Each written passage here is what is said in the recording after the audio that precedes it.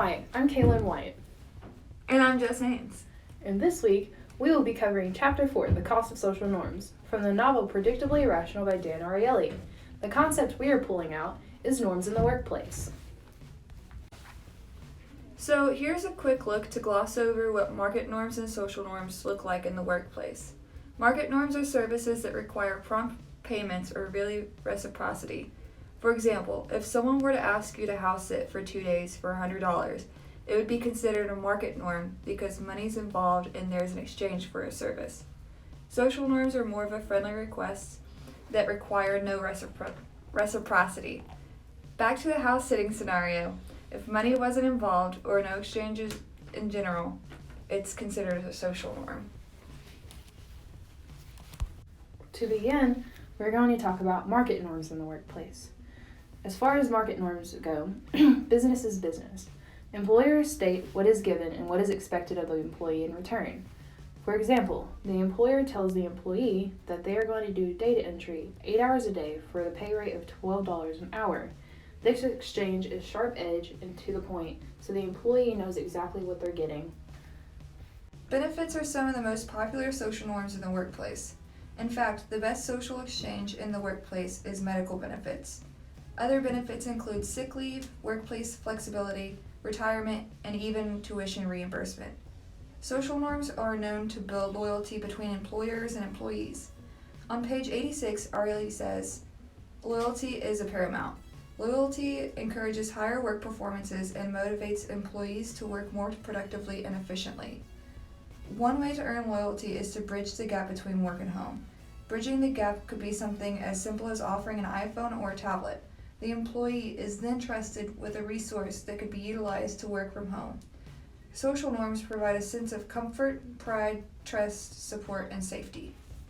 The problem with using social market norms in the workplace, employers don't really know how to balance between social and market norms. On page 87, Ariely explains that companies pour billions of dollars into creating social relationships, but they don't understand the nature of these relationships or its risks. For example, on the right is a pay stub. The employer lists all of the benefits that the employee is getting, but the employer also lists the amount of money that's being deducted from their check. Therefore, it creates more of a market norm than a social norm because it's putting a dollar amount to the employee's efforts. Kelly also explains his concern for cutting benefits in the workplace. When employers cut an employee's benefits, it's giving the workplace more of a market norm than a social norm because it feels like the employer is being punished for honestly no reason.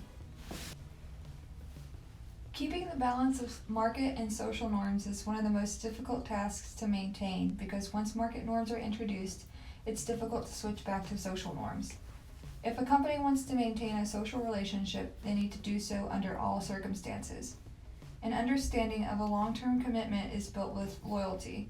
If an employee prioritizes work over other obligations or aspects of life, then there's the implication that the company is supporting that person in some way, creating a sense of safety and comfort.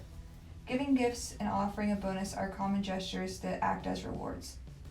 Giving a gift is a symbolic gesture, as Ariely says on page 91. Time, effort, and energy are all put into creating this gift. They convey a sense of purpose and importance. They even act as social lubricants. A bonus, however, is a bland and dull reward. A gift is more valuable.